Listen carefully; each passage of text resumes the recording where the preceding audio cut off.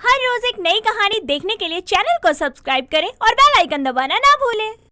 Florina अपने boyfriend Anvit से मिलने के लिए अच्छे से रेडी होकर घर से ही टैक्सी में बैठकर निकलती है। रास्ते में ज्यादा ट्रैफिक होने के कारण वो टैक्सी छोड़कर दूसरे रास्ते से पैदल चलने लगती है। कुछ देर चलने पर वो चर्च के सामने पहुंच जाती है, तो वो अंदर जाने से खुद को रोक नहीं पाती और चर्च में जाकर एक कैंडल जलाते हुए प्रेयर करके कुछ देर में बाहर आती है, तो उसे सामने एक बेकरी शॉप दिखाई देती है, जिसे देखकर वो कहती है, क्यों ना मैं अनवित के लिए इस बेकरी शॉप से कुछ लेकर जाऊं? अभी तो वो पहुंचा भी नहीं होगा। फ्लोरिना उस बेकरी शॉप में जाती है, जहाँ कई तरह के केक, पुडिंग और मफिन्स भी रखे थे, तो वो अनवित के लिए कुछ मफिन्स पैक करवा कर ले जाती है। वो कैफे में बैठी हुई बहुत देर से इंतजार कर रही थी, तभी अनवित दूर से ही कान पकड़ते हुए वहाँ आता है और कहता है, देखो गुस्सा मत करना, ट्रैफिक के कारण लेट हो गया। बताओ क्या ऑर्डर करूँ तुम्हारे लिए? कुछ नहीं, तुम ये खाओ। ये क्या, तुम मेरे लिए छोटे छोटे केक लाई हो? तुम क्रिश्चियन लोग ये छोटे छोटे केक ही खाते हो क्या? जिसे तुम छोटे केक बोल रहे हो ना, वो मफिन्स है। खा कर देखो, तुम्हें अच्छे लगेंगे। तभी अनवित उन्हें चखता है और तारीफ करते हुए कहता है, ये तो बहुत टेस्टी है और ज्यादा मीठा भी नहीं है। अरे ये तो कुछ भी नहीं, क्रिसमस पर जो केक बनता है ना, वो तो और भी टेस्टी होता है। अच्छा तो कभी मुझे भी खिलाओ क्रिसमस का केक। पहले दुल्हन बनाकर अपने घर ले जाओ, फिर ससुराल में क्रिसमस भी मनाऊंगी और केक भी बनाऊंगी। वैसे मैंने माँ को तुम्हारे बारे में बता दिया है। पहले तो वो हैरान रह गई थी। मैंने अपने लिए एक क्रिश्चियन लड़की को पसंद किया है, लेकिन फिर मेरे लाख कहने पर वो रिश्ते की बात करने को राजी हुई हैं। Oh really? गॉड ने मेरी प्रेयर सुन ही ली। मैं तो बड़ी खुश हूँ। फ्लोरिना और अनवित काफी समय से रिलेशनशिप में थे और शादी करना चाहते थे, लेकिन अनवित की माँ एक क्रिश्चियन बहू नहीं चाहती थी। लेकिन अपने बेटे के बार बार कहने पर वो दोनों के रिश्ते को मंजूरी देती है। कुछ ही समय में फ्लोरिना बहू बनकर उसके ससुराल आती है और अपनी सास बिंदु देवी को अपने अच्छे बर्ताव से कभी कोई शिकायत का मौका नहीं देती।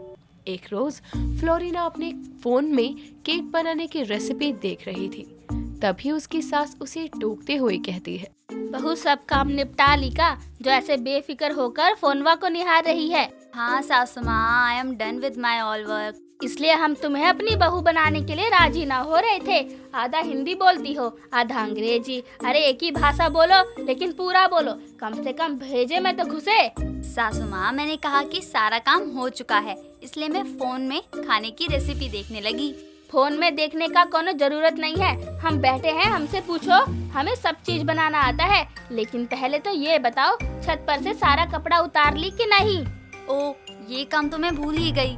अरे मौसम अब ठंडा होने लगा है, शाम होने से पहले कपड़ा उतार लिया कर, ना तो सब सूखा कपड़ा सब ओस से वैसे ही भीग जाएगा। नो नो नो, मैं अभी जाती हूँ छत पर। इतना कहकर फ्लोरिना फोन रखकर छत पर जाने के लिए चली जाती है।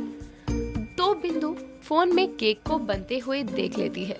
समय बीतता है और अब सर्दियों के कारण सभी गर्म कपड़े पहनना शुरू करते हैं और दिसंबर महीने का एक हफ्ता गुजरते ही एक रोज रात के खाने के समय फ्लोरिना अपने घर वालों से कहती है, सासू माँ, अनवित, क्रिसमस आने वाला है, तो मैं सोच रही थी ससुराल में पहला क्रिसमस है, तो मैं क्रिसमस की पार्टी का केक खुद ही तैयार करूं। केक बनाना है? पर काहे के लिए बनाना है? और ये क्रिसमस कौन है? तुम्हारा कौन हो रिश्तेदार है का? माँ, क्रिसमस कोई रिश्तेदार नहीं, त्योहार है और उसी की पार्टी में फ्लोरिना खुद क्रिसमस का स्पेशल केक बनाना चाहती है। अरे त्योहार के लिए भी केक बनता है? एक मिनट, तू वो त्योहार का बात कर रहा है का, जिसमें वो ललका कपड़ा पहने, पोटली लिए, पक्की दाढ़ी वाला बुढ़वा आता है? क्या कहते हैं उसको? Santa Claus. हाँ सासू माँ, मैं उसी त्योहार की बात कर रही हूँ। लेकिन उसमें मनाने जैसा होता का है और जरूरत का केक बनाने की मेहनत करने की? बाहर तो कितना दुकानों पर मिलता है, खरीदो और खाओ। सासू माँ, मैं हमेशा से क्रिसमस सेलिब्रेट करती आ रही हूँ और इस बार आप लोगों के साथ मनाना चाहती हूँ। आप ऐसे मना मत कीजिए।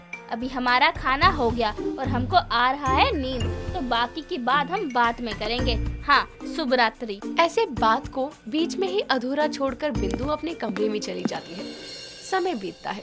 एक रोज फ्लोरिना मार्केट जाती है, तो वहाँ उसे क्रिसमस के लिए डेकोरेशन का सामान की बहुत सारी शॉप नजर आती है। तो वो वहाँ जाकर एक छोटा सा क्रिसमस ट्री और कुछ सजावट का सामान खरीदकर घर लेकर आती है। तो उसके हाथ में क्रिसमस ट्री देखकर उसके पड़ोस में रहने वाली मालती उसे टोकते हुए कहती है, अरे बिंदु की बहू, ये कौन सा पौधा ले आई तू? फूलों का या फलों का?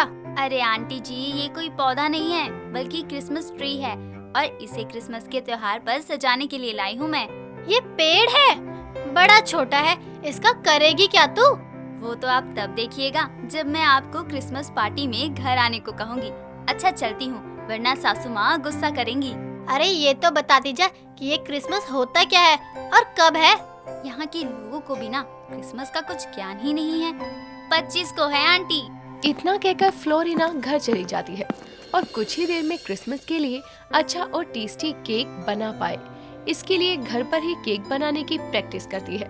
वो ऑनलाइन देख कर केक का बैटर तैयार करती और उसे ओवन में बेक करने के लिए रख देती और खाने की तैयारी करने लगती है, जिसके चक्कर में वो भूल जाती है कि कुछ देर बाद केक को ओवन से बाहर निकालना था।